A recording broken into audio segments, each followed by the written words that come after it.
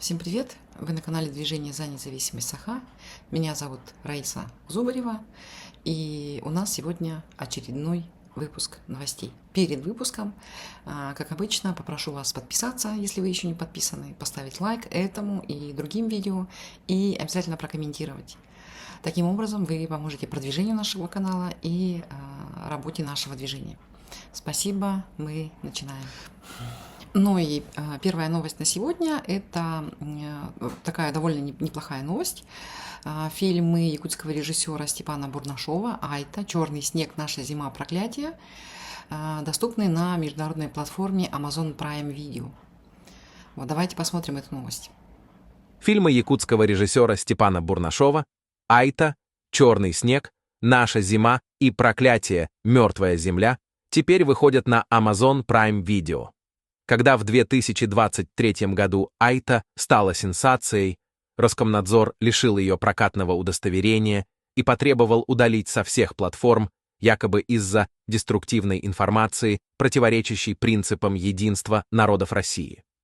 Так государство решило, что национальному кино нет места в собственной стране. Но пока русские запрещают наше кино, мир принимает его с восхищением. Теперь фильмы Бурнашова увидят зрители в США, Канаде, Австралии, Великобритании, Франции и десятках других стран. Еще одно напоминание всем нам. У нашей республики есть будущее, но, похоже, оно начинается за пределами России. Ну, мы все знаем, что наше якутское кино называют якутским чудом. Во-первых, потому что оно очень качественно снято. Во-вторых, очень хороший, сюжет очень хороший у фильмов. Ну, фильмы вообще сами по себе, не скажу так, самобытные, да. Качественная игра актеров, очень хорошая, на высоком уровне, прямо игра актеров. И самый большой плюс – это то, что наше кино снимается на якутском языке и собирает хорошую кассу именно внутри республики. Очень популярное оно. То есть мы уже показали, что мы можем существовать в этом плане, в культурном плане без Москвы. Сейчас вот с тем, что якутское кино вышло уже на международный уровень без участия Москвы, мы показываем, да, что мы вообще можем существовать во всемирном пространстве без участия вообще России. И вообще это знаковое какое-то событие. Почему? Потому что на примере того, что происходит сейчас с якутским кино, мы можем говорить вообще о разных направлениях. Зачем нам прокладка в виде Москвы, в виде федерального центра, например, в продаже наших ресурсов? Да, давайте тоже об этом подумаем. Что они могут нам, предоставить? Для чего они нам вообще нужны? Да? Мы можем алмазы совершенно спокойно самолетами вывозить, без оглядки на Москву. Что они вообще нам в этом плане, еще раз спрашиваю, могут предложить? Кроме того, что они назовут эти алмазы российскими и всю прибыль практически положат себе в карман. Ничего. Понимаете? Кроме этого они нам ничего предложить не могут. То же самое и с культурой, да? То же самое и с кино. Абсолютно правильно Бурнашов сделал на то, что тогда, когда он в обход Москвы предложил свое творчество, свои фильмы, на этой платформе, да, на Amazon, для того, чтобы люди из других стран увидели наше кино. Мы всегда, как раньше было, да, ты снимаешь кино дома, везешь его на какой-нибудь российский фестиваль, в лучшем случае на какой-нибудь московский кинофестиваль, да, и оттуда уже оно идет на зарубежный фестиваль. И все это за рубежом показывается в рамках, недели российского кино. Все это называлось одним общим словом «российское кино». Сейчас у этого российского кино, да, вот эта приставка «российская» будет убираться, и будет написано кино, которое было снято, произведено в республике Саха. Вот. Ну и вот я же говорю еще, да, о том, что все то, что связано с добычей ресурсов, например, да, все то, что будет связано с разными экономическими отношениями, с разными образовательными программами, оно совершенно спокойно может совершаться без Москвы, без участия федерального центра. Потому что зачем он нам, если мы сами можем? Вот. Это к вопросу опять о независимости. Это к вопросу о независимости. Поэтому абсолютно очень хорошая новость. Поздравляю Бурнашова Степана, да, с тем, что он сумел таки продвинуть наше кино, свое кино на международные площадки. Следующая новость. Новость о том, что на федеральном канале в передаче «Мужское и женское» показали якутские бараки. Давайте посмотрим эту новость. Вчера вышел выпуск известной российской передачи «Мужское, женское», посвященный якутским баракам на 17-м квартале. Ведущие были поражены. Бараки, которые когда-то строились как временное жилье, сегодня прогнили и буквально разваливаются, но люди по-прежнему вынуждены там жить. Москвичей шокировала эта ситуация. Ну это же издевательство какое-то. А для жителей Якутска это повседневная реальность, с которой они борются в одиночку, надеясь на перемены. Предлагаем всей кремлевской власти приехать и пожить в якутских бараках, может, тогда хоть кто-нибудь займется этой проблемой. Вы знаете, очень умиляют вот эти лица удивленные ведущих этой передачи, ну и гостей, экспертов там приглашенных, да. Люди не могут жить в таких нечеловеческих условиях, говорят они. Да, представляете? И вот это вот реакция москвича. Это реакция человека, который не задумывается о том, откуда вообще, каким образом он вообще Москва, на какие деньги вообще Москва существует. Они просто не задумываются. И мы с вами тоже, часто наши жители республики не задумываются, почему они так живут плохо. Почему они живут так плохо и не сравниваются с жизнью москвичей в Москве. И надо сказать, что это вот не единичный случай, да, когда вот одна семья или там у нас только один такой дом, да? Нет, мы так сказать не можем. Это целая социальная вот такая структура. Вспомним, ну, если брать город Якутск, это и 17-й квартал, и Сайсары, это ГРЭС, да, который со времен, я не знаю, там, с середины прошлого столетия вообще никак не обустраивался. Советское такое наследие, да, которое так и не было демонтировано, которое не было заново отстроено. Целое, ну, а если брать другие города, давайте посмотрим, Усть-Нера та же самая, да, тот же самый Мирный, та же самая Алекма. Ну, вот люди живут в таких условиях, которые Москва себе даже представить не может, что люди могут так жить. И это символ отношения государства к человеку, особенно к тому, кто живет на окраинах этой большой страны, особенно к тому человеку, который живет в национальных республиках. А вообще им абсолютно все равно, как мы живем, что мы едим, в каких условиях мы живем, почему у нас туалеты на улицах стоят. И в минус 50 мы вынуждены, да, ходить на улице в туалет. И вот такой контраст. И, ну, конечно, это не проблема, там, с одной стороны, это не проблема москвичей, да, что мы так плохо живем. Почему? В принципе, поскольку мы дотационный регион, федеральный центр всегда выделяет нам деньги, и в том числе на программу переселения из ветхого и аварийного жилья. И это вопрос администрации республики, да, как эти деньги осваиваются. Сколько, ну, они же все время рапортуют, да, мы там заселили, мы уже переселили там столько-то тысяч семей, столько-то сотен семей, столько-то тысяч квадратных метров, значит, жилья построили. И тем не менее, мы же видим эту систему, мы же видим то, что происходит. Это не меняется годами, десятилетиями. Ну и все равно, и тем не менее, вопросы не к администрации республики, не к чиновникам, да, республиканским, а вопросы к кому? Правильно, вопросы к населению, вопросы к жителям республики Саха. До каких пор вы будете терпеть такое скотское отношение к себе? До каких пор? Пока терпите, если вы терпите, если у вас еще есть терпение, да, на то, чтобы жить вот в таких нечеловеческих условиях, значит, вы и дальше будете так жить. Другого, к сожалению, ответа на это нет. Всем остальным, вообще абсолютно, любой власти, и тому же самому Илдархану, и тому же самому Путину абсолютно все равно, как вы будете жить. Вы будете жить так, как вы захотите. Вот такой вот печальный, но правдивый ответ. Ну и напоследок я оставила самую хорошую новость, по крайней мере, для меня. Ну, шутка, да?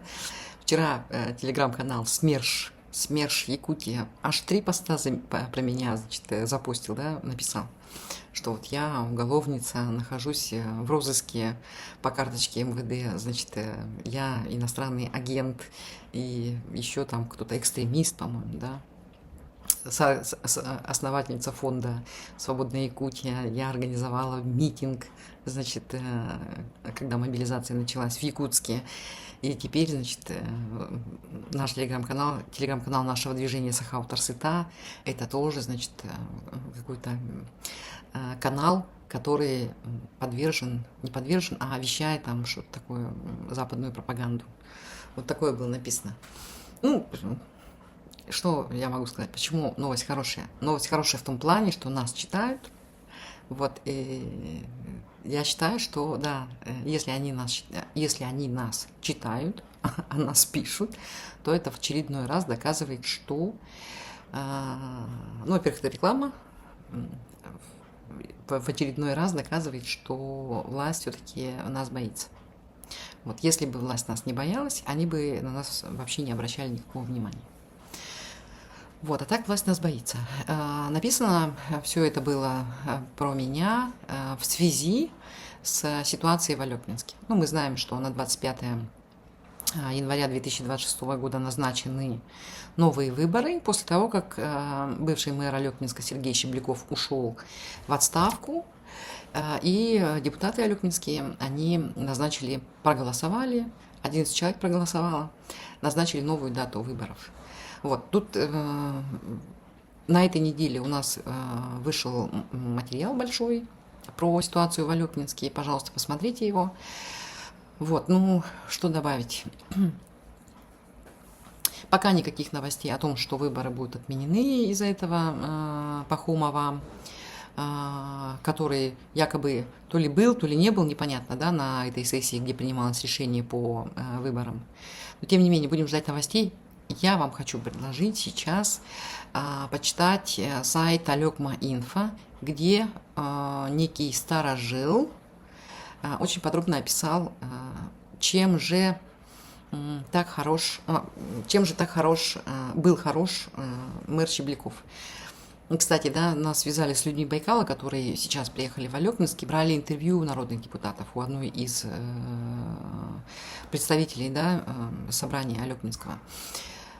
Ну, скажу, что никаких людей Байкала я не знаю. Наверное, это какая-то отдельная СМИ, да, которая тоже рассказывает о ситуации и в Республике Бурятия, да, поскольку это люди Байкала, они, наверное, бурятские какие-то, да, СМИ. Вот, но если связывают нас с другими телеграм-каналами, я не знаю, вот они провластные или оппозиционные, лучше, чтобы это было оппозиционные, нам, конечно же, это добавит, это будет нам рекламка, нам добавит, конечно, это подписчиков.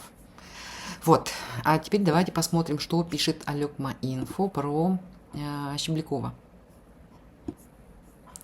Вот же еще написали. Пантюркистские экстремисты раскачивают ситуацию с выборами в Алекминске. Значит, мы пантюркистские экстремисты. Да, смешно. Смешно, конечно. Щебляков. Вот. Смотрите, вот что он пишет, да. Как глава Он много чего хорошего сделал для города. За короткий период реконструировал парк, ряд скверов. При нем программа переселения из ветхого аварийного жилья в каменное благоустроенное получила новый виток в развитии. Ввод жилья многократно увеличился. Центральная улица города получила новую бетонированную дорогу с учетом всех проблем самого проекта ремонта дороги. Принята долгосрочная программа осушения города. Впервые за десятилетие проведено углубление Алалайки. Ну, это, видимо, какая-то река какая-то, да? Появился свой грейдер. Город понемногу начал приукрашаться. Вот. Но Щебляков не выдержал давления со стороны АГИП, районной администрации и руководства «Единой России».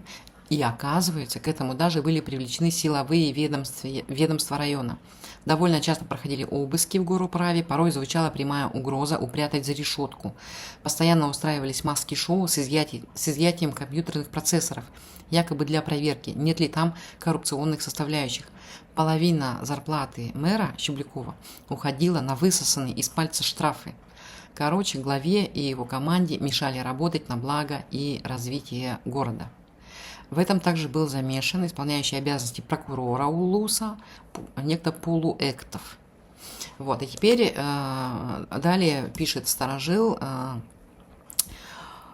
что сделал хорошего, в кавычках, да, бывший мэр Алекминска Сафонов. В общем, получается, что так как я и говорила, все-таки Щеблякова